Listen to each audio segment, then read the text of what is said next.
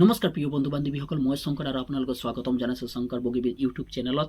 আজি মই আপোনালোকক ডিষ্ট্ৰিক্ট ৱাইজত ইউবিৰ কাট আপটোৰ বিষয়ে মই পুৰা ডিছকাছ কৰিম। কোন ডিষ্ট্ৰিক্ট নৰ্মেল ডিষ্ট্ৰিক্ট বা যিবিলাক জেনেৰেল ডিষ্ট্ৰিক্ট আছিলে কিমান যাব আৰু বৰ্ডাৰ বা হিলছ এৰিয়াবিলাকৰ কিমান কাট আপ যাব, সম্পূৰ্ণৰ পৰা আপোনালোকে বিতংভাৱে মই জনাম। আপুনি যদি আমাৰ চেনেলত প্ৰথমবাৰৰ বাবে আহিছে, চেনেলটো ছাবস্ক্ৰাইব কৰিবলৈ নাপাহৰিব। বলক ভিডিঅ'টোলৈ। এতিয়া কথাটো আহিছে যে মই কাট আপটো কোৱাৰ আগমুহূৰ্তত কেইটামান কথা কৈছোঁ যে এইবাৰ কাট আপটো অলপ পৰিমাণটো আগতকৈ অলপ কমিব পৰা সম্ভাৱনাটো বহুত যথেষ্ট আছে। কিয়নো প্ৰথম কথাটো হৈ গৈছে যে আগতকৈ এইবাৰ পোষ্টৰ সংখ্যা বৃদ্ধি পাইছে। টোটেল পোষ্ট কিমান আছে? 5325টা।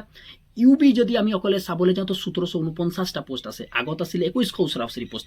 এতিয়া কথাটো আহি যায় যে ইয়াত মানে পোষ্টটো বৃদ্ধিৰ কাৰণে প্ৰথম কাৰণটো হৈ গৈছে যে মানে কমিব পাৰে, এক নম্বৰ কথা। দ্বিতীয় নম্বৰ কথাটো হৈ গৈছে যে সেই মই চোৱাত যিটো সময় আপোনালোকে ইণ্টাৰভিউ আছিলে, বৰষুণ পৰি আছিলে, সেইটো কাৰণেও আপোনালোকে কাট আপটো পৰিমাণ কমিব পাৰে। আৰু তৃতীয় নম্বৰ কাৰণটো হৈছে বহুত ল'ৰা এনেকুৱা হ'ল যিবিলাকে চাকৰিত গুচি গ'ল। সেই চাকৰিত গুচি যোৱাৰ ফলত যিবিলাক পোষ্ট আছিলে সেই পোষ্টবিলাক এনেকৈ থাকি যাব, সেইকাৰণে কমিব পৰা সম্ভাৱনাটো বহুত যথেষ্ট। এতিয়া কথাটো আহি যায় যে কাট আপটোৰ ওপৰত, যে কাট আপটো কিমান যাব বাৰু।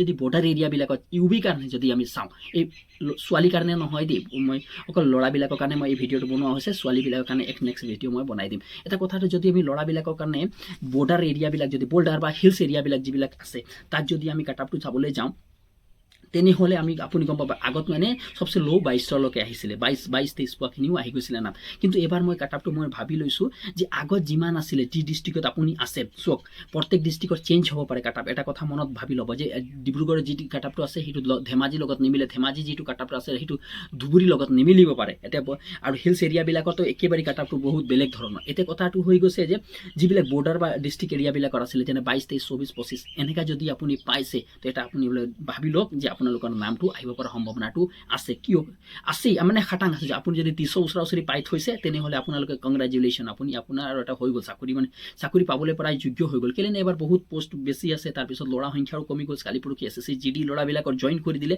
তাত যোৱাৰ ফলত আপোনালোকৰ এতিয়া পোষ্ট পোৱা সংখ্যাটো যিমান পাব লাগে তাতকৈ বেছি মানে লাখ ফুটিব পৰা ব্যৱস্থা আছে।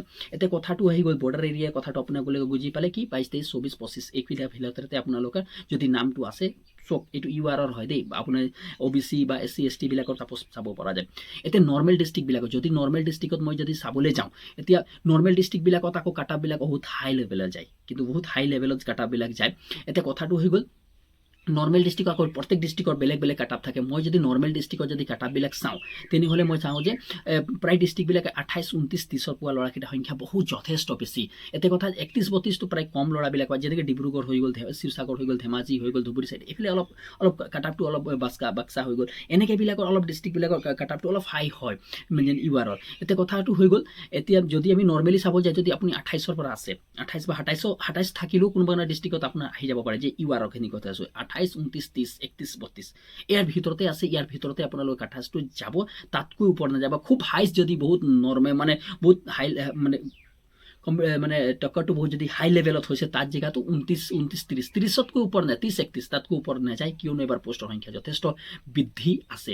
এইটো চোক এটা কথা বিশ্বাস কৰিব, এইটো আছিলে কাট আপৰ ডিটেইলছটো, আৰু চেমটো যে এইটোৱেই হ'ব সেইটো কথা খাটাং নহয়, মই এক্সপেক্টহে কৈছোঁ। কিয়নো OBC আৰু SC ST বিলাকৰ হ'ব পাৰে ইয়াতকৈ কাট আপ পৰিৱৰ্তন হ'ব পাৰে। তেতিয়ালৈ ধন্যবাদ।